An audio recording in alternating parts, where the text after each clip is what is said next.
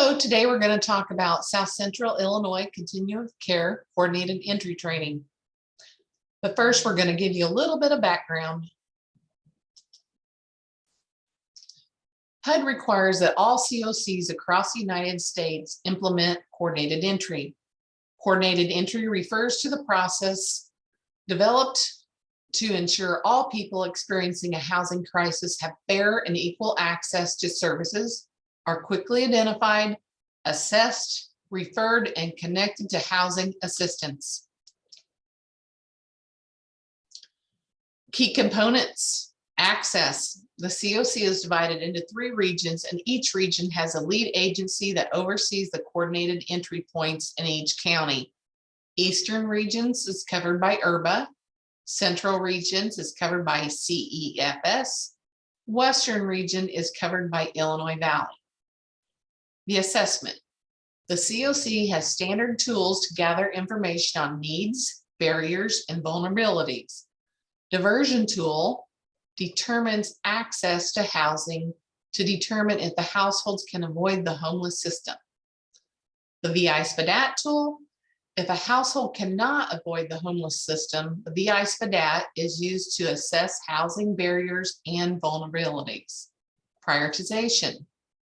Households entering the homeless system are prioritized based on the highest needs.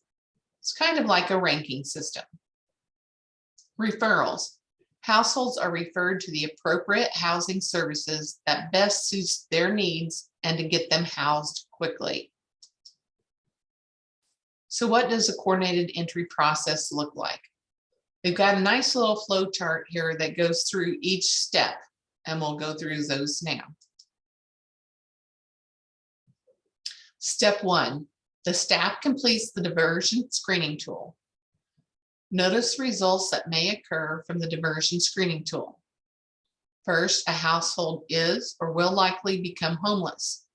Special circumstances for those that are veterans who are fleeing domestic violence. Household is at risk of homeless but still in a lease. Households find alternative housing without becoming literally homeless. By seeing the possible results, we notice that not everyone who has diversion tool will enter into the coordinated entry. Also, we see the necessity for coordination and referrals outside of the homeless program. For example, homeless prevention, domestic violence programs, the SSVF.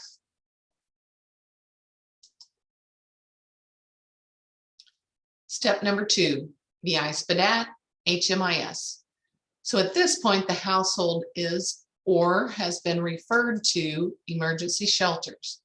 The HMIS intake provides all the necessary information to enroll them into the coordinated entry in HMIS and other programs such as RRH.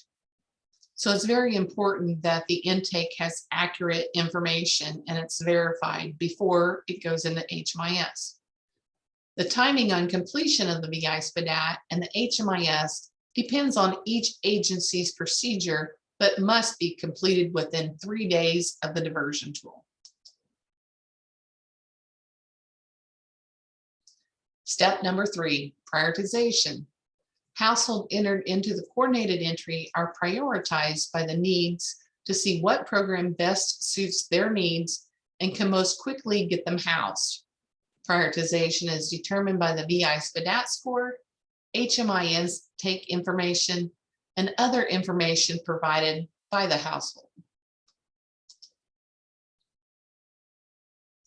Step number 4, referral and coordinated entry exit. The household is referred or enrolled in RRH, PSH, or TH. One household moves into housing. Household exits from the coordinated entry.